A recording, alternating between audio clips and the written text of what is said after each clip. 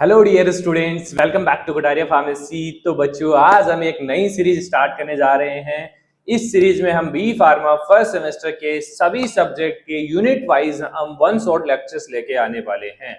तो ये सीरीज आप सभी बच्चों के लिए बहुत खास होने वाली है। इस सीरीज में हम स्टार्टिंग में आपको ये भी बता देंगे कि कौन सा टॉपिक कौन से यूनिट से इंपॉर्टेंट है, और बाद में आपका रिवीजन भी करवा देंगे। तो भाई, सिलेबस हमारा कंप्लीट हो चुका है, थ्योरी लेक्चर्स हमारे कंप्लीट हो चुके हैं। तो एक बार फिर रिवीजन का टाइम आ गया है, क्योंकि नवंबर और दिसंबर लास्ट में हमारे एग्जाम्स 100% सभी यूनिवर्सिटीज के हो जाएंगे। ठीक है, ज्यादातर यूनिवर्सिटीज के नवंबर में है, बाकी दिसंबर जनवरी तक कंप्लीट हो जाएंगे। तो हमें हमारी तैयारी 100% रखनी है। हमें वेट नहीं करना है कि कब कॉलेज स्टार्ट होंगे, कब काउंसिल होगी। नहीं भाई, वो काउंसिल को आपका वेट करवा रहे हैं, लेकिन वो एग्जाम लेने में आपसे नहीं पूछेंगे कि भाई अभी एग्जाम लेना चाहिए। नहीं, तो हमें तैयार रहना है। हमें हमारा 100% सिलेबस तैयार रखना है कि कभी भी एग्जाम हो जाए हम तैयार हैं एग्जाम देने के लिए। हमें अपनी तरफ से कुछ नहीं छोड़ना। ठीक है, तो हमारा सिलेबस कंप्लीट हो चुका है। अगर आपने नहीं देखा है तो प्लेलिस्ट पे जाइए, चैनल में बी फार्मा फर्स्ट सेमेस्टर के नाम से कंप्लीट प्लेलिस्ट बना हुआ है। सभी सब्जेक्ट के लेक्चर्स पड़े हुए हैं, वहां पे देख लीजिए। बी फार्मा थर्ड सेमेस्टर के भी पड़े हुए हैं। बाकी आपने अभी तक नोट्स परचेज नहीं किया, शॉर्ट नोट्स परचेज नहीं किया, डिटेल नोट्स परचेज नहीं किया, तो हमारा कटारिया फार्मेसी ऐप डाउनलोड कीजिए। वहां पे जाइए, बहुत अच्छे तरीके से आपको नोट्स मिलेंगे। देखिए, लेक्चर सिर्फ टॉपिक को समझने के लिए है, नोट्स आपको डिटेल में लिखने के लिए तैयार करेगा। ठीक है, तो नोट्स पढ़ना बहुत जरूरी है अगर आपको 7 मार्क 10 मार्क्स के क्वेश्चन अटेंड करना है। तो आज का हमारा ये फास्ट ट्रैक रिवीजन का फर्स्ट लेक्चर होने वाला है। हम इसके अंदर यूनिट वाइज देखेंगे। जैसे ह्यूमन एनाटॉमी के अंदर 5 यूनिट है, तो 5 लेक्चर इसके होंगे। और आप लोग सपोर्ट करोगे तो ही आगे कंटिन्यू रहेगा, नहीं तो नहीं रहेगा, क्योंकि आप लोगों के लिए है ये। आप लोगों की डिमांड के ऊपर है। तो आप लोगों को कितना सपोर्ट इस वीडियो के ऊपर दिखाते हो, कितना अपने दोस्तों तक शेयर करते हो, वो आप लोगों पे डिपेंड करता है। ठीक है, हम हमारा बेस्ट दे रहे हैं, तो आपको भी हमारे साथ जुड़ना पड़ेगा। चलिए स्टार्ट करते हैं। स्टार्ट करने से पहले अगर आप चैनल पे न्यू हैं तो चैनल को सब्सक्राइब जरूर कर लें और बेल आइकन को प्रेस कर दें, जिससे हमारी आने वाली न्यू वीडियो का नोटिफिकेशन आपको सबसे पहले मिल सके। इसका वीडियो 8 PM पे अपलोड होगा। ठीक है, तो यूनिट फर्स्ट के सिलेबस की हम बात करें तो इसमें बेसिकली 3 टॉपिक हमें दिए हुए हैं। सबसे पहले इंट्रोडक्शन टू ह्यूमन बॉडी, उसके बाद है सेलुलर लेवल ऑफ ऑर्गेनाइजेशन, और थर्ड है इसमें टिश्यू लेवल ऑफ ऑर्गेनाइजेशन। बहुत अच्छा यूनिट है। सबसे पहले देखिए, इंट्रोडक्शन जो पार्ट है उसके अंदर हमें definition of anatomy, physiology, structure, organisation, body system, basic life process, छोटा छोटा इनके बारे में पता होना चाहिए। इसके अलावा आता है होमियोस्टेसिस। होमियोस्टेसिस 5 मार्क्स में भी पूछा जा सकता है, या फिर इसकी डेफिनेशन भी पूछी जा सकती है। ठीक है, अब बात करें सेलुलर लेवल ऑफ ऑर्गेनाइजेशन और टिश्यू लेवल ऑफ ऑर्गेनाइजेशन, दोनों ही लॉन्ग क्वेश्चन बनने लायक हैं। देखिए, अब ये कंफ्यूज मत होना सर कि कितने मार्क्स में आएगा। देखिए, कुछ यूनिवर्सिटीज के हिसाब से बताता हूं, जो पैटर्न फॉलो करती है यूनिवर्सिटी 2, 5 और 10, मतलब आरयूएचएस है और कुछ यूनिवर्सिटीज है तो ये पैटर्न फॉलो करती है। 2 मार्क्स के क्वेश्चन आएंगे 10, और 5 मार्क्स के आएंगे 7, और इसके अलावा 10 मार्क के आएंगे 3 क्वेश्चंस। अब कुछ यूनिवर्सिटीज में 2 की जगह 3 हो जाता है, 5 की जगह 7 हो जाता है, 10 की जगह 15 हो जाता है। तो उसके अकॉर्डिंग आप इसको तैयार करना। तो ये हमारा cellular level organisation and tissue level of organisation, इसमें से एक क्वेश्चन 10 मार्क्स में 100% देखने को मिलेगा। तो एक क्वेश्चन तो हमारा यूनिट फर्स्ट से तैयार हो गया। तो इन दोनों टॉपिक को अच्छे से स्टार्ट कर लेना। अब ये नहीं है कि इसमें सारा कुछ पूछा जाएगा, आपको structure, function of cell, organelles of cell, ऐसे 2-3 क्वेश्चंस को कंबाइंड करके पूछा जाएगा। अगर शॉर्ट में पूछा जाएगा 5 मार्क्स में, 2 मार्क्स में, तो आपको कम करके पूछा जाएगा, पूरा उठा के नहीं आएगा। ठीक है, वो हम जब इंपॉर्टेंट क्वेश्चंस डिस्कस करेंगे उसमें देख लेंगे। चलिए, तो ये हो गया हमारा टिश्यू। सभी टाइप ऑफ टिश्यू आपको याद करने हैं। तो चलिए हम थोड़ा जल्दी जल्दी रिवीजन कर लेते हैं, क्योंकि ये रिवीजन लेक्चर होने वाला है। फास्ट ट्रैक रिवीजन इसका नाम हमने रखा है। तो भाई, सबसे पहले हमने what is the human anatomy and physiology. सबसे पहले एनाटॉमी एंड फिजियोलॉजी क्या होता है। Anatomy is the study of structure of human body. Complete body की स्ट्रक्चर की हम स्टडी करते हैं, उसको हम बोलते हैं एनाटॉमी। तो A for anatomy and A for architecture. Body का आर्किटेक्चर क्या है, स्ट्रक्चर क्या है। तो एनाटॉमी का मतलब है शरीर के अंगों की बनावट को पढ़ना, बनावट की स्टडी करना। ठीक है, अब आता है फिजियोलॉजी। अब यही ऑर्गन हमारे काम कैसे करते हैं, जैसे हार्ट है हमारा कैसे ब्लड को पंप करता है, किडनी है किडनी कैसे फिल्टर करता है ब्लड को, लंग्स है कैसे हम सांस ले पाते हैं, ये जो काम है उसको हम बोलते हैं फिजियोलॉजी। तो the study of function of body part, body part कैसे काम करते हैं उसके फंक्शन की स्टडी को हम बोलते हैं फिजियोलॉजी। ठीक है, तो ये हो गया anatomy and physiology. P for physiology और P for performance and functions. Physiology का मतलब है शरीर के अंगों का काम या क्रिया को समझना, बेसिक चीजें हैं। और भाई ये वाले जो नोट्स है ना, ये आपको बहुत कम प्राइस में हमारे ऐप पे मिल जाएंगे शॉर्ट नोट्स के रूप में, वहां पे सैंपल्स भी चेक कर सकते हो आप, ये काफी मदद करने वाले हैं आपके रिवीजन के लिए। ठीक है, बाकी डिटेल नोट्स भी आपको मिल जाएंगे ऐप के ऊपर, डाउनलोड कर लीजिए प्ले स्टोर पे जाके। और जो आईफोन वाले बच्चे हैं वो हमारी जो वेबसाइट है वो आपको उसका लिंक वीडियो के टेलीग्राम में मिल जाएगा, टेलीग्राम चैनल के ऊपर हम अपलोड करते रहते हैं, बाकी ऑफर्स वगैरह भी टेलीग्राम पे मिलेंगे आपको। ठीक, चलिए इसके बाद आता है scope of anatomy and physiology. Scope क्या होगा भाई, काफी स्कोप्स हैं, स्टडी करना है हम बॉडी ऑर्गन्स की, ड्रग्स के लिए स्टडी करनी होती है, तो इंपॉर्टेंट है भाई मेडिसिन बॉडी में कैसे एक्ट करता है, तो उसके लिए फिजियोलॉजी को समझना जरूरी है, फिजियोलॉजी काम आएगा। ड्रग किस पार्ट पे काम करता है, मतलब ड्रग कहाँ जाके जुड़ेगा, कहाँ पे काम करेगा, उसमें एनाटॉमी हेल्प करता है, क्योंकि स्ट्रक्चर हमें पता होगी तभी तो पता चलेगा कि ये ड्रग कहाँ जाके बाइंड हो रही है। डोजेज फॉर्म बनाते वक्त ऑर्गन स्ट्रक्चर एंड फंक्शन जानना जरूरी है कि भाई किस टाइप का ऑर्गन है, किस टाइप की स्ट्रक्चर है, कहाँ हमारी जाएगी ड्रग, कहाँ इसका रिसेप्टर लोकेटेड है, कहाँ इसका आयन चैनल लोकेटेड है, तो वहां पे जाके बाइंड होगी। तो स्ट्रक्चर, एनाटॉमी एंड फिजियोलॉजी दोनों का ही बहुत बड़ा इंपॉर्टेंट रोल होता है। ठीक है, अब बात करें level of structural and organisation from largest to biggest, मतलब कि हमारा जो बॉडी का फॉर्मेशन हुआ है वो एक एटम से हुआ है, मतलब एक हमारी बॉडी बनी है वो जीरो लेवल से ही तो बनी है। तो फर्स्ट केमिकल लेवल से स्टार्ट हुआ है, जैसे कि एटम है, मॉलिक्यूल है, H2O प्रोटीन वगैरह, उससे मिलके क्या बना, सेलुलर लेवल बना, basic unit of life cell हमारा बना, जिसके अंदर WBC है, मसल सेल्स है। उस सेल से मिलके बना हमारा tissue, group of similar sales को हम बोलते हैं टिश्यू, जैसे epithelial tissue, connective tissue, muscular tissue, nervous tissue है। ऑर्गन लेवल की बात करें तो फिर डिफरेंट डिफरेंट टिश्यू मिलके क्या बनाते हैं, डिफरेंट ऑर्गन्स बनाते हैं, डिफरेंट टिश्यू कंबाइंड होके, जैसे हार्ट है, किडनी है। अब ये ऑर्गन मिलके ऑर्गन सिस्टम बनाते हैं, सिस्टम, ग्रुप ऑफ ऑर्गन को हम सिस्टम बोलते हैं। डाइजेस्टिव सिस्टम है जिसमें और काफी ऑर्गन्स आते हैं, है ना। इसके अलावा ऑर्गेनिज्म लेवल की बात करें तो कंप्लीट ह्यूमन बॉडी को हम ऑर्गेनिज्म लेवल बोलते हैं। तो ये structure, level of structural organisation कि कैसे एक ह्यूमन बीइंग का फॉर्मेशन हुआ है, एटम से मॉलिक्यूल, मॉलिक्यूल से सेल, सेल से टिश्यू, टिश्यू से ऑर्गन, और ऑर्गन से ऑर्गेनिज्म, ऑर्गन सिस्टम, और उसके बाद ऑर्गेनिज्म। ये प्रोसेस है एक। ठीक है, ये एक तरीका का सिस्टम है जिसमें शरीर छोटी से बड़ी संरचना में बना हुआ होता है। ये बेसिक है, बेसिक ही याद रखना है, ज्यादा नहीं पूछा जाएगा इसके बारे में कि आपको डिटेल में 10 मार्क्स में बताइए कि लेवल ऑफ स्ट्रक्चर ऑर्गेनाइजेशन क्या होता है, नहीं पूछा जाएगा। ठीक है, बॉडी सिस्टम्स, ये भी याद होना चाहिए कि हमारी बॉडी के अंदर कितने सिस्टम प्रेजेंट है, कम से कम नाम तो पता होना चाहिए। सबसे पहला आता है इंटेगुमेंटरी सिस्टम, जिसके अंदर स्किन, हेयर एंड नेल्स आते हैं। सेकेंड है स्केलेटल, बोन एंड जॉइंट इसके अंदर आते हैं। मस्कुलर की बात करें तो मसल्स इसके अंदर आता है। आप इस तरीके से भी याद कर सकते हैं, ऊपर से लेके नीचे तक, इस तरीके से याद करोगे तो लिखने में आसानी हो जाएगी। नर्व्स की बात करें तो brain, spinal cord and nerves. ठीक है, नर्व सिस्टम में। इसके बाद आता है रेस्पिरेटरी सिस्टम, जिसके अंदर लंग्स है, ट्रेकिया है। कार्डियोवैस्कुलर सिस्टम में हार्ट है, ब्लड वेसल्स हैं।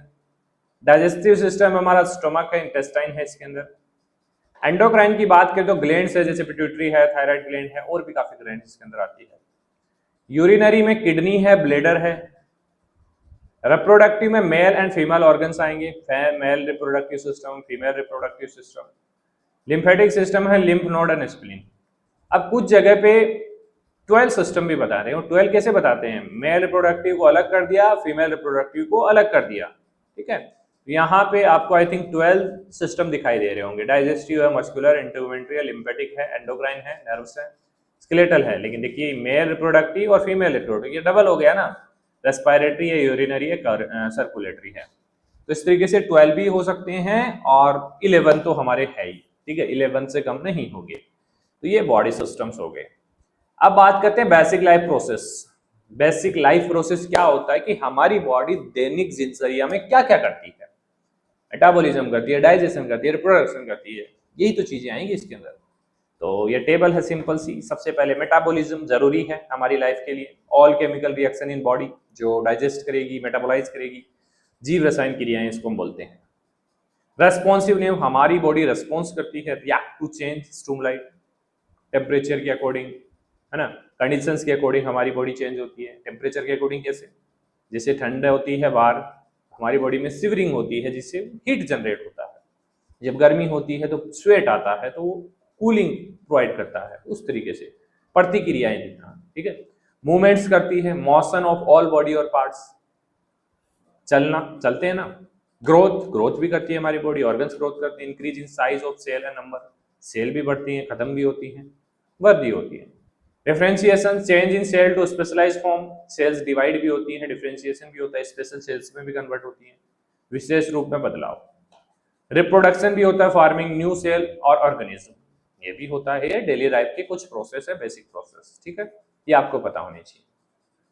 अब बात करें हम होम्योस्टेसिस की, बॉडी बैलेंस सिस्टम है भाई। बॉडी हमारे जो भी कंडीशंस हैं, बॉडी की जो भी कंडीशंस है, टेम्परेचर है, पीएच है, उसको मेंटेन रखता है, एक लेवल पे रखता है। अगर ये लेवल गड़बड़ाया तो कोई ना कोई डिजीज कोज हो जाएगी, ठीक है। यही होम्योस्टेसिस। अच्छा क्वेश्चन बन सकता है, 5 मार्क्स में भी बन सकता है और 2 मार्क्स में भी बन सकता है, इंपॉर्टेंट है, मार्क कर लेना। It is the ability of body to maintain a stable internal environment despite external changes. कोई भी एक्सटर्नल चेंजेस होता है उसके अगेंस्ट में हमारे बॉडी के अंदर के एनवायरमेंट को चेंजेस नहीं होने देगा ये, ठीक है। तो बॉडी टेम्परेचर कंट्रोल है, जैसे इफ बॉडी ओवर हीट, अगर बॉडी ओवर हीट हो रहा है तो स्वेटिंग जनरेट होगा, अगर कोल्ड हो रहा है तो शिवरिंग होगा, जिससे वापस से बॉडी अपने टेम्परेचर को मेंटेन करेगा। शरीर का अपने आप को एक स्थिर अवस्था में रखना, जैसे ब्लड प्रेशर या टेम्परेचर, इसको हम बोलते हैं होम्योस्टेसिस। तो ये साइड में स्ट्रक्चर दिख रहा होगा भाई, बैलेंसिंग कंडीशन है ये। अगर ये बैलेंस गड़बड़ा है तो गिर जाएगा आदमी, है डिजीज हो जाएगा हमारी बॉडी के अंदर, ठीक है। अब बात करते हैं कुछ टर्म, बेसिक एनाटॉमिकल टर्मिनोलॉजी, ये ज्यादा नहीं पूछा जाता लेकिन जानना जरूरी है। एंटीरियर, फ्रंट ऑफ बॉडी, बिल्कुल सामने, ठीक है, सामने वाला हिस्सा। पोस्टीरियर, बैक ऑफ बॉडी, पीछे की साइड, पीछे का हिस्सा। सुपीरियर, टूवर्ड हेड, अपर की ओर, हेड की साइड, ठीक है। इंफीरियर, टूवर्ड फीट, पैरों की ओर। इस तरीके से आप इनको देख सकते हैं, ये कॉमन चीजें, अगर 2 मार्क्स में पूछा जाए तो आप बता देना। मीडियल मिड लाइन, मतलब कि हमारी बॉडी है उसको बीच में से काट लो, वो मीडियल हो गया। Lateral, away from mid line, ये मिड लाइन है हमारी, इसके थोड़ा सा साइड में, अवे फ्रॉम मिड लाइन, ठीक है। Proximal, near two point of attachment, attachment point, मतलब कि कोई भी अटैचमेंट है, जैसे हैंड हमारा जुड़ा हुआ है यहाँ पे, तो ये हमारा शोल्डर हो गया, ठीक है। तो शोल्डर से हैंड यहाँ पे जुड़ा हुआ है, तो इसके पास वाला जो पॉइंट है उसको बोलेंगे proximal, near two point of attachment. दूसरा है डिस्टल, मतलब far from point of attachment, दूर का हिस्सा, ठीक है। ये हमारी अंगुलियां हो गई, तो ये दूर का हिस्सा हो गया, ठीक है। चलिए अब बात करते हैं सेल की, structure and function of cell. तो भाई देखिए, सेल के अंदर स्ट्रक्चर आपको याद होनी चाहिए, प्लांट और ह्यूमन सेल दोनों की स्ट्रक्चर बना के आनी है जब सेल का क्वेश्चन आएगा तो, ठीक है। तो cell is the smallest structural and functional unit of life and structure of cell की बात करें तो मतलब स्मॉलेस्ट यूनिट है, ये बेसिक आप लोग अच्छी तरीके से जानते हैं। तो सेल आपको अच्छे से बनानी है, जो भी ऑर्गेनेल्स हैं सब कुछ बनाना है आपको, ठीक है। प्लांट सेल के अंदर क्या एब्सेंस होता है वो भी आपको मेंशन करता है। तो देखिए, न्यूक्लियस होता है, प्लाज्मा मेम्ब्रेन होती है, रफ एंडोप्लाज्मिक रेटिकुलम होता है, स्मूथ एंडोप्लाज्मिक रेटिकुलम होता है, राइबोसोम होता है, गोल्जी कॉम्प्लेक्स होता है, साइटोप्लाज्म होता है, माइक्रोट्यूब्यूल्स होते हैं, सेंट्रियोल्स होता है, वैक्यूल्स होता है, न्यूक्लियर मेम्ब्रेन होता है, माइक्रोविलाई भी होते हैं, लाइसोसोम होता है, माइट्रोकोन्ड्रिया होता है। जितने याद आए उतने ऑर्गेनेल्स आपको यहाँ पे लिख देना है, ठीक है। प्लांट की बात करें तो गोल्जी एपरेटस भी होगा, क्लोरोप्लास्ट होगा एक स्पेशल, ठीक है। वैक्यूल्स इसमें भी होंगे, प्लाज्मा मेम्ब्रेन भी इसमें होगी, लेकिन इसमें सेल वॉल प्रेजेंट होती है, किसमें, प्लांट के अंदर, ह्यूमन में नहीं होगा। माइटोकॉन्ड्रिया भी होगा, माइक्रो बॉडी होगा, राइबोसोम होगा, न्यूक्लियस होगा, और रफ एंडोप्लाज्मिक और स्मूथ एंडोप्लाज्मिक। तो स्ट्रक्चर याद कर लेना, ठीक है। अब बात करें ऑर्गेनेल्स की, जैसे सेल मेम्ब्रेन है, सिक्योरिटी गार्ड है, कंट्रोल करता है एंट्री एग्जिट्स को, इसके हिसाब से आप लिख सकते हैं। लिखना आपको है, बाकी नोट्स में हमने दिया है, अगर नोट्स में परचेज नहीं किया तो आप अपने माइंड से लिख सकते हैं, अगर आपको याद है तो, या फिर किसी बुक से पढ़े हो तो। हम फोर्स नहीं करते आपको कि आप नोट्स परचेज करो, ठीक है, हमारा काम है आपको समझाने का, आपको फ्री ऑफ कॉस्ट हमने चीजें दी हैं, लेक्चर्स दिए हैं और फास्ट ट्रैक रिवीजन भी देंगे, इंपॉर्टेंट क्वेश्चंस भी देंगे। हम हमारी तरफ से कुछ भी नहीं छोड़ेंगे। अब आपका फर्ज बनता है आप क्या करते हो, क्या डिसाइड करते हो, ठीक है। साइटोप्लाज्म जेली लाइक फ्लूइड होता है कंप्लीट सेल के अंदर, जिसके अंदर ऑर्गेनेल्स हमारे तैरते रहते हैं, ठीक है। जैसे स्विमिंग पूल में आप तैरते हो ना, वैसे jelly like fluid where all work happens. Nucleus control room होता है सेल का, कंटेन डीएनए। माइटोकॉन्ड्रिया की बात करें तो पावर हाउस है, produce energy. Ribosome protein factory है और एंडोप्लाज्मिक रेटिकुलम ट्रांसपोर्ट सिस्टम का काम करता है। लिपिड, रफ प्रोटीन, ठीक है, जो स्मूथ होता है वो लिपिड का ट्रांसपोर्ट करता है और rough endoplasmic reticulum basically protein का ट्रांसफर करता है।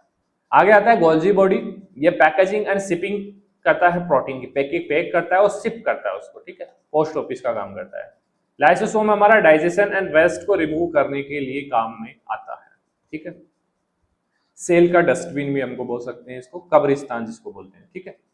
चलिए अब बात करते हैं ट्रांसपोर्ट अक्रॉस सेल मेम्ब्रेन, किस किस तरीके से ट्रांसपोर्ट होता है। भाई काफी तरीके हैं। ट्रांसपोर्ट का मतलब समझते हो ना, दो सेल्स के बीच आदान प्रदान, movement of substance in and out of the cell is called transport across membrane.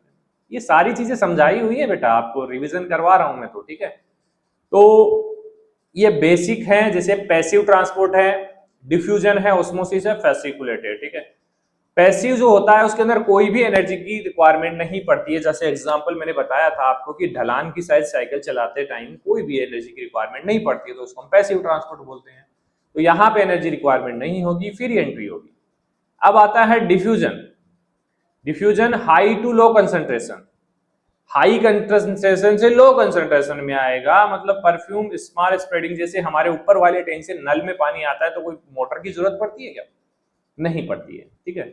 Osmosis की बात करें तो वाटर मूवमेंट, एक जगह से दूसरी जगह वाटर का मूवमेंट हो रहा है, एब्जॉर्ब हो रहा है, एडजॉर्प्शन कुछ, जैसे कि किशमिश हम पानी में भिगोते हैं तो किशमिश वाटर को सोख लेती है और स्वेल हो जाती है, उसको हम बोलते हैं ऑस्मोसिस।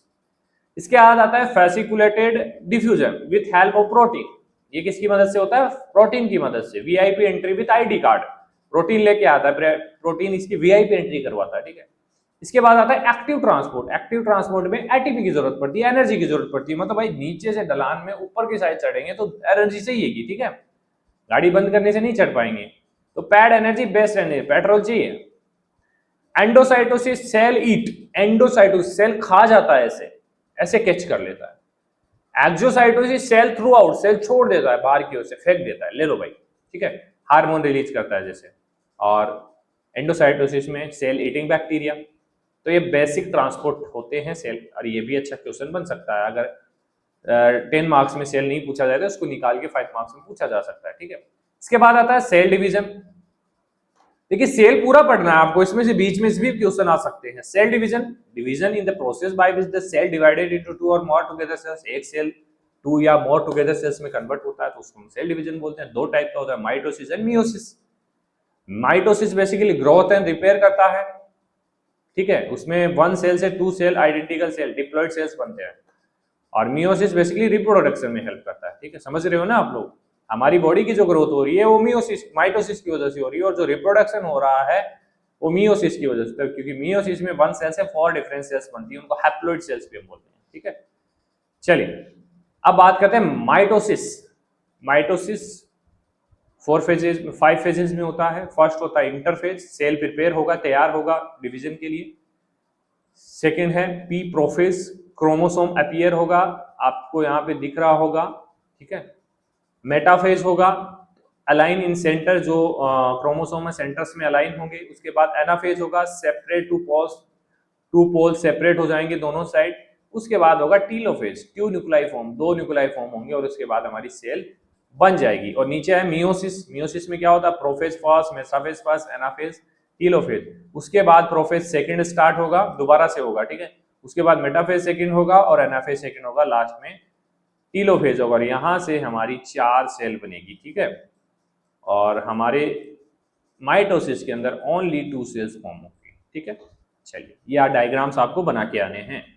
सेल जंक्शंस, जंक्शन मतलब भाई वहां पे ट्रांसपोर्ट होता है चीजों का। Cell junction are connection between cell, दोनों सेलें जुड़ी हुई होती हैं एक दूसरे से, help in communication and structural support, communication करती हैं, बातें करती हैं एक दूसरे से, है ना। बातें जरूरी है ना, खाली टाइम में क्या करेगी। कोशिका जंक्शंस वे बिंदु होते हैं जहाँ कोशिकाएं आपस में जुड़ी हुई होती हैं, ठीक है। टाइप ऑफ सेल जंक्शंस, जैसे कि टाइट जंक्शंस होते हैं जिसमें लीकेज का कोई चांस नहीं है, कोई भी आ जा रहा है, इंटेस्टाइनिंग लाइनिंग। एडहेरेंस जंक्शंस जहां प्रोवाइड स्ट्रेंथ प्रोवाइड करता है सेल्स को, जैसे स्किन सेल्स है। डेस्मोसोम है, स्ट्रॉन्गेस्ट अटैचमेंट होता है, ये हार्ट मसल्स के अंदर होता है। Gap junction allow communication, heart and neuron communication को अलाउ करती है। तो देखिए ये है, इस टाइप से आपको डायग्राम बनाना है। ये एडेरेंस है, एक्टिन है इधर, और बीटा कैरोटीन है, अल्फा कैरोटीन है, बीटा कैटरीन है, कैटरीन है। तो ये बाइंड है, ये इधर से बातचीत कर रही है सेल एक दूसरे से। ये टाइट जंक्शन है भाई, एक्टिन और मायोसिन दोनों टाइट कर रखे, ऐसे ऐसे है ये सिस्टम, ठीक है। और यहाँ पे डेस्मोसोम केराटिन फिलामेंट से थोड़ा दूर दूर है, यहाँ पे हमारा बेसिकली स्ट्रॉन्गेस्ट अटैचमेंट है, ठीक है। ये और भी ज्यादा टाइट अटैचमेंट है, लीकेज का कोई चांसेस यहाँ पे नहीं है, ठीक है। तो इस टाइप से डायग्राम आपको बनाना है। आगे है general principle of cell communications.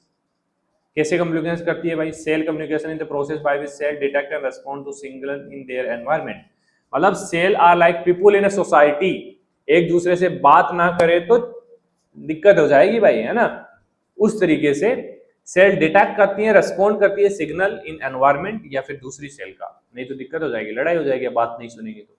की पॉइंट्स क्या है इसके अंदर, every cell in our body receive message signal from the other cell और एनवायरनमेंट। हर एक सेल हमारी बॉडी के अंदर दूसरी सेल से मैसेज लेती है या फिर एनवायरनमेंट से मैसेज लेती है, अगर नहीं ले तो झगड़ा हो जाएगा, ठीक है। The signal can chemical, signal क्या हो सकता है, केमिकल हो सकता है, हार्मोन हो सकते हैं, न्यूरोट्रांसमीटर हो सकते हैं, और फिजिकल लाइक टच हो सकता है, प्रेशर हो सकता है, हम टच भी तो करते हैं, ये एनवायरमेंटल टच ही तो है। Communication ensure growth, survival, defence and reproduction, सारी चीजों में हेल्प करता है कम्युनिकेशन बिटवीन सेल्स, ठीक है। ग्रोथ भी करवाएगा, सर्वाइवल में भी हेल्प करेगा, डिफेंस में भी हेल्प करेगा, रिप्रोडक्शन में भी हेल्प करेगा। Example, when you touch a hot object skin cell send signal to neuron. क्या होगा जब यहाँ पे हॉट ऑब्जेक्ट आप टच करेंगे, गरम गरम चिमटा आप लगा देंगे, तो हमारी जो स्किन सेल्स है वो सिग्नल भेजेगी न्यूरॉन्स को, न्यूरॉन क्या करेगी, न्यूरॉन ब्रेन को भेजेगी, और ब्रेन वापस से लेके आएगा मसल्स की, भाई इसको हटाओ यहाँ से, गरम लगेगा, नुकसान हो जाएगा, इसको हटा लो यहाँ से जल्दी से। तो इस तरीके से काम करता है कम्युनिकेशन, ठीक है।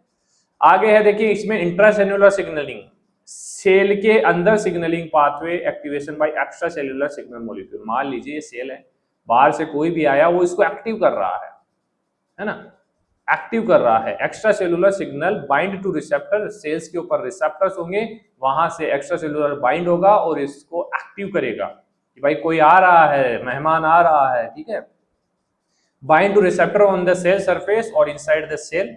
उसके बाद triggering a chain of biochemical event, जैसे intracellular signalling pathway that change cell behaviour, जो सेल में जो भी वो काम करने आया है वो करके जाएगा, ठीक है। एक बार रिसेप्टर से बाइंड हो गया तो ट्रिक की फ्लो देखिए स्टेप बाय स्टेप। सबसे पहले सिग्नल आया, signal molecule reach cell like a letter reaching your home, cell के पास आया। उसके बाद क्या होगा, रिसेप्शन पे receptor protein recognise it, receptor find out करेगा कि भाई हाँ ये मेरा ही लेटर है ना, like reading the letter. Transduction होगा, उसको देखेगा कि भाई series of chemical step inside the cell like making a plan after reading, उसको रीड करेगा कि भाई इसको भेजना है या नहीं भेजना, ट्रांसडक्शन उसका होगा, ठीक है। उसके बाद वो रेस्पॉन्स करेगा, सेल चेंज एक्टिविटी, मतलब उसने हाँ अपना है तो वो जो भी काम लेके आया वो काम होगा उसका, like actually doing the plan. तो एग्जांपल जैसे एड्रेनलिन बाइंड होगा रिसेप्टर के साथ, रिसेप्टर सेल्स के ऊपर प्रेजेंट होंगे, एक्टिवेट करेगा जी प्रोटीन को और स्टिमुलेट करेगा CAMP जो सेकंड मैसेंजर है हमारा प्रोडक्शन का, और CAMP प्रोडक्शन होगा तो क्या होगा, एक्टिवेट एंजाइम और increase the heart rate increase हो जाएगी। इस तरीके से काम करता है हमारा इंट्रासेल्युलर सिग्नलिंग पाथवे जो एक्टिवेट होता है एक्स्ट्रासेल्युलर सिग्नल मॉलिक्यूल से।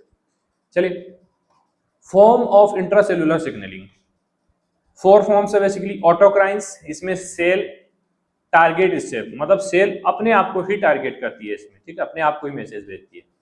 Signalling across gap junction, cell target a cell connected by gap junction, gap junctions के बीच में होती है जो हमें पीछे देखे हैं, सेल सिग्नलिंग और टारगेटेड सेल एक दूसरे से जुड़ के वो काम करती है, ठीक है। पैराक्राइन है, इसमें सेल टारगेटेड नर्वस सेल, आसपास की सेल को टारगेट करता है, पास की सेल है यहाँ पे ट्रांसफर कर रही है मैसेज, ठीक है। एंडोक्राइन है, एंडोक्राइन में क्या होगा, सेल टारगेटेड डिस्टेंट सेल, दूर वाली सेल में मैसेज भेजेगा नर्व्स के थ्रू या फिर ब्लड वेसल्स के थ्रू।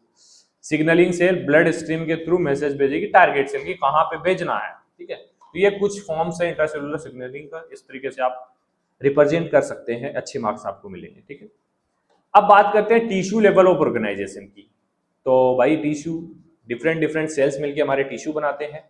तो tissue is a group of similar cell that work together to perform specific functions, ठीक है। जीव विज्ञान में उत्तक ऐसे समान कोशिकाओं का समूह है जो मिलकर एक खास काम करते हैं।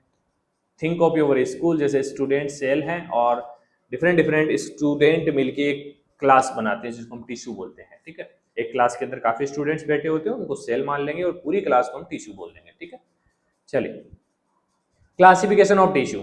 तो 4 टाइप होते हैं, जानते हैं आप अच्छी तरीके से। Epithelial tissue covering lining, connective tissue supporting and binding का काम होता है, मस्कुलर टिश्यू मूवमेंट करवाते हैं और nervous tissue communication and control करते हैं। ये डायग्राम देख लीजिए, ये कनेक्टिव टिश्यू है, ये एपिथेलियल टिश्यू है और ये मसल्स है। इसके बाद आता है हमारा नर्वस टिश्यू। डायग्राम बना सकते हो अगर आप अच्छे से देख सको, सिंपल डायग्राम भी देख लेना, ये तो थोड़ा 3D में है, कलर है, तो आप अपने अकॉर्डिंग डायग्राम बना देना। अब बात करते हैं एपिथेलियल टिश्यू की। A sheet of cell cover body surface और लाइन। तो बॉडी की सरफेस है उसके एक सीट की तरह काम करता है, जैसे आउटर कवरिंग है एपिथेलियल टिश्यू की बनी होती है, ठीक है। स्ट्रक्चर की बात करेंगे तो सेल टाइटली पैक, इसके अंदर जो सेल्स होंगी एक दूसरे से टाइटली पैक होंगी, ठीक है। लिटिल स्पेस, बहुत कम स्पेस होगा। No blood supply, nutrients by diffusion, कोई भी ब्लड सप्लाई इसमें नहीं होती है, बाहर वाली आउटर कवरिंग इसको हम बोल सकते हैं, ठीक है। सपोर्टेड बाय बेसमेंट मेम्ब्रेन, इसके नीचे बेसमेंट मेम्ब्रेन लगी हुई होती है, उससे सपोर्ट होते हैं, ठीक है। और लोकेशंस की बात करें तो स्किन सरफेस, ब्लड नहीं होता है ना ऊपर की लेयर में। Lining of mouth, on intestine and glands में बेसिकली एपिथेलियल टिश्यू लोकेट होता है। फंक्शंस की बात करें तो भाई प्रोटेक्ट करेंगे स्किन को, इंटेस्टाइन में एब्जॉर्प्शन का काम करते हैं और ग्लैंड्स में सिक्रेशन का काम करते हैं और फिल्ट्रेशन, किडनी में फिल्ट्रेशन में हेल्प करते हैं, ठीक है। ये फंक्शंस है एपिथेलियल टिश्यू के। टाइप्स की बात करें तो सिंपल एपिथेलियल टिश्यू है जिसमें सिंगल लेयर होगी, स्क्वामोस, क्यूबोइडल और कोलुमिनर, ठीक है। स्क्वामोस, क्यूबोइडल और कोलुमिनर, इस टाइप से ये बनेगा, ठीक है। स्ट्रेटिफाइड मल्टी लेयर्स होंगी, डिफरेंट डिफरेंट लेयर्स इसके अंदर होने वाली हैं। स्पेशलाइज सीलिएटेड और ग्लैंडुलर हमारे एपिथेलियल टिश्यू होने वाले हैं। अब बात करते हैं कनेक्टिव टिश्यू की। तो the tissue that support, bind and separate other tissue और ऑर्गन्स, मतलब कि सपोर्ट प्रोवाइड करते हैं, बाइंड करते हैं और सेपरेट करते हैं अदर टिश्यू और ऑर्गन्स को, अलग अलग करने का काम इनका होता है। भाई 2 ऑर्गन है तो दोनों का अलग अलग करेंगे उनको, ठीक है, सेम नहीं होने देंगे। स्ट्रक्चर वाइडली स्पेस सेल इन एक्स्ट्रा सेलुलर मैट्रिक्स, सेल्स के बीच काफी स्पेस होता है इसमें, ठीक है। और लोकेशंस की बात करें तो bones, blood, tendons, cartilage, adipose tissue, ये लोकेशंस आपको पता होनी चाहिए। फंक्शंस की बात करें, देखिए एक स्पेसिफिक टिश्यू के बारे में भी आपको पूछा जा सकता है बेटा, ठीक है। कंप्लीट टिश्यू तो पूछा जाएगा ही जाएगा, लेकिन बीच में से भी उठा लिया जाए, तो इसीलिए मैंने बोल दिया कि आपको पूरा पढ़ना है इसको, ठीक है। सपोर्ट की बात करें तो बोन सपोर्ट प्रोवाइड करवाता है, ब्लड ट्रांसपोर्टेशन का काम करता है, फैट स्टोरेज और बाइंडिंग का काम करता है टेंडन, और कुशनिंग का काम करता है कार्टिलेज, ठीक है। टाइप्स की बात करें, loose areolar adipose, dense tendon और लिगामेंट, और स्पेशलाइज कनेक्टिव टिश्यू। 3 टाइप के होते हैं, लूज कनेक्टिव टिश्यू, डेंस और स्पेशलाइज। तो लूज में एरियोलर एडिपोज है और डेंस में टेंडन लिगामेंट है और स्पेशलाइज में बोन, कार्टिलेज एंड ब्लड हमारे कनेक्टिव टिश्यू के टाइप्स, ठीक है। बाकी नोट्स में आपको डिटेल में मिल जाएगा। मस्कुलर टिश्यू की बात करें तो tissue made of fibre that contract to produce movement, fibre के बने हुए होते हैं जिससे उनमें कॉन्ट्रैक्शन होता है और वो मूवमेंट प्रोड्यूस करते हैं, इसकी वजह से हम मूवमेंट कर पाते हैं। तो स्ट्रक्चर की बात करें तो लॉन्ग है, कॉन्ट्रैक्टाइल फाइबर्स होंगे with protein, actin and myosin. Actin and myosin contraction करते हैं एक दूसरे के साथ ऐसे, ठीक है। जब रिलैक्स होंगे तो ऐसे हो जाएंगे, कॉन्ट्रैक्ट होंगे तो ऐसे हो जाएंगे। तो कॉन्ट्रैक्शन जरूरी है हमें मूवमेंट करवाने के लिए। लोकेशंस की बात करें तो स्केलेटल मसल्स, हार्ट, वाल और फैलो ऑर्गन्स, ठीक है। स्केलेटल मसल्स में, हार्ट में, वाल और फैलो ऑर्गन्स में बेसिकली लोकेटेड होते हैं। फंक्शंस की बात करें तो movement, posture and heat production. Types की बात करें तो स्केलेटल है तो वॉलंटरी है, हमारे कंट्रोल में होता है, स्ट्रेट होता है। स्मूथ मसल्स जो हार्ट में प्रेजेंट होती है इनवॉलंटरी है, नॉन स्टियरेटेड होती है, ठीक है। कार्डियक मसल्स है, ये भी इनवॉलंटरी है, स्ट्रेट विथ इनकैटेलेटेड डिस्क्स, ठीक है। तो वॉलंटरी का मतलब है कि भाई हम हमारे हिसाब से कंट्रोल कर सकते हैं स्केलेटल को, बाकी इनवॉलंटरी हमारे कंट्रोल में नहीं होती, अपने आप काम करती है। आगे आता है nervous tissue, tissue specialise for transmitting electrical signals. Structure की बात करें तो न्यूरॉन है, सेल, बॉडी है, डेंड्राइट, ये स्ट्रक्चर आप अच्छे तरीके से जानते हैं। और नर्वस टिश्यू की स्ट्रक्चर आपको बनानी है, न्यूरॉन की स्ट्रक्चर आपको याद करनी है, ठीक है। सपोर्टिंग न्यूरोग्लिया भी इसमें होता है, स्ट्रक्चर बनानी पड़ेगी आपको, ठीक है। मैं भूल गया यहाँ पे स्ट्रक्चर मेंशन करना। ब्रेन में स्पाइनल कॉर्ड और नर्व्स में बेसिकली प्रेजेंट होता है नर्वस टिश्यू। फंक्शंस की बात करें, कम्युनिकेशन है, कोऑर्डिनेशन है, रेस्पॉन्स टू स्टिमुलाई, ये इसका काम है। बस इतना ही है। ये हमारा B pharma first semester human anatomy and physiology का यूनिट फर्स्ट कंप्लीट हो चुका है बेटा। और वैसे भी हम कंप्लीट सिलेबस भी करवा चुके, तो वहां पे भी 3 लेक्चर होंगे, ठीक है। तो ये एक लेक्चर था, इसमें कंप्लीट फर्स्ट यूनिट हमने देखा है। तो वीडियो अच्छा लगा तो वीडियो को लाइक जरूर करें, अपने दोस्तों तक शेयर जरूर करें। और अभी तक आपने कटारिया फार्मेसी ऐप डाउनलोड नहीं किया, कर लीजिए प्ले स्टोर पे जाके। बाकी किसी भी बच्चे को कोई भी डाउट है तो आप इस नंबर पे व्हाट्सअप कर सकते हैं, आपको जरूर रिप्लाई मिलेगा, ठीक है। चलिए मिलते हैं नेक्स्ट यूनिट में, धन्यवाद।